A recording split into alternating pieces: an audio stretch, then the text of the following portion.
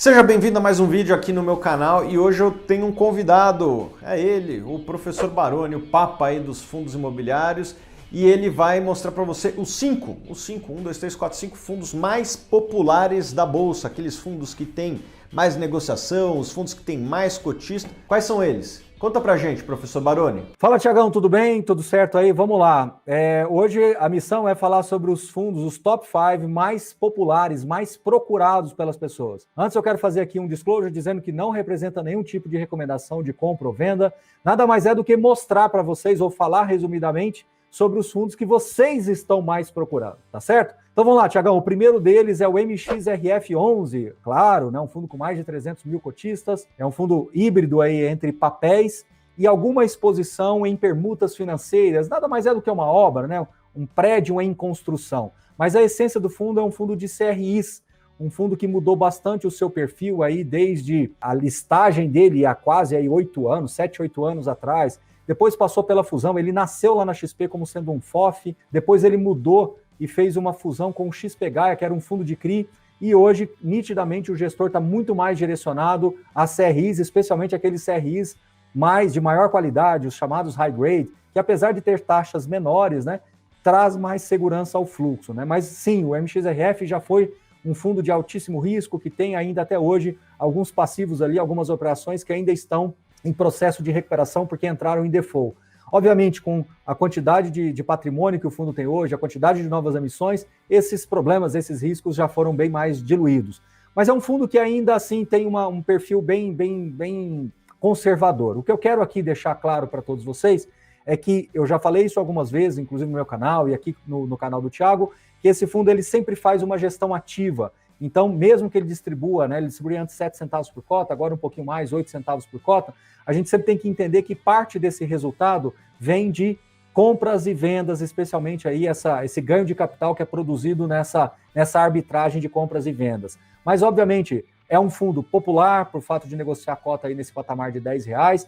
Teve uma polêmica aí muito recente sobre se essas emissões estavam diluindo o valor patrimonial. Eu sei que é um assunto delicado, uma polêmica de fato, mas na minha visão, a mudança do valor patrimonial se dá muito mais em relação à remarcação dos preços dos CRIs, ou mesmo a remarcação das SPS que estão dentro do fundo, do que especificamente da emissão, das novas emissões. Então, na minha visão, no caso do MXRF, as novas emissões não necessariamente impactaram o valor patrimonial, foi muito mais em relação à marcação desses títulos, tá certo? Tiagão, vamos então para o segundo agora, HCTR, né? Esse sim está ganhando muita velocidade, muitas emissões acontecendo, um fundo focado essencialmente em multipropriedades e loteamentos, mas claro, não poderia deixar de falar que o grande apelo do HCTR foi o IGPM alto nesses últimos meses, que vem fazendo com que a distribuição do fundo fique expressivamente alta, né? E com as novas emissões, os cotistas levaram uma corrida tanto na época do anúncio para comprar cotas e ter o direito de preferência,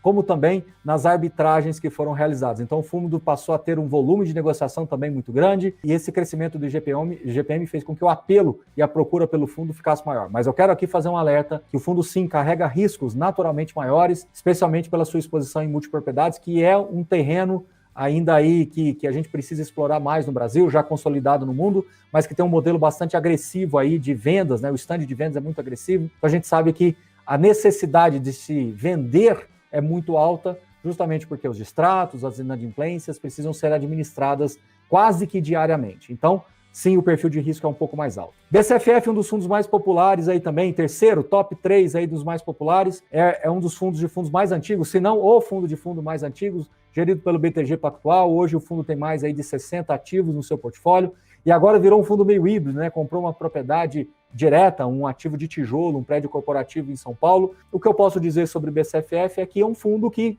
olha muito para os próprios ativos do BTG também. Então, quando você compra o BCFF, de alguma forma você está exposto indiretamente em boa parte dos principais fundos do próprio BTG Pactual. É um fundo híbrido, bastante conservador, o gestor tem esse viés mais conservador, embora eu tenha aqui um alerta para fazer, não só sobre o BCFF, mas como todos os fundos de fundos que estão em franco crescimento. Eu tenho uma visão de que quanto mais um fundo de fundo cresce, maior a dificuldade do gestor em conseguir produzir ganho de capital, né? O BCFF, inclusive, aprovou recentemente uma nova emissão de 500 milhões de reais. Então, o volume fica maior. Se você olhar aí os fundos de fundos pequenininhos, aqueles de 40, 50 milhões, o ganho de capital é mais fácil, porque o gestor consegue girar o portfólio e gerar esse ganho de capital. Já um fundo de fundos grande, ele se torna realmente um hedge fund. Ele entra com a perspectiva de ser um fundo ultra diversificado para você ter aí uma segurança no fluxo ou uma previsibilidade maior. Então, o ganho de capital, na minha visão, de um grande fundo de fundos vai diminuindo na mesma intensidade que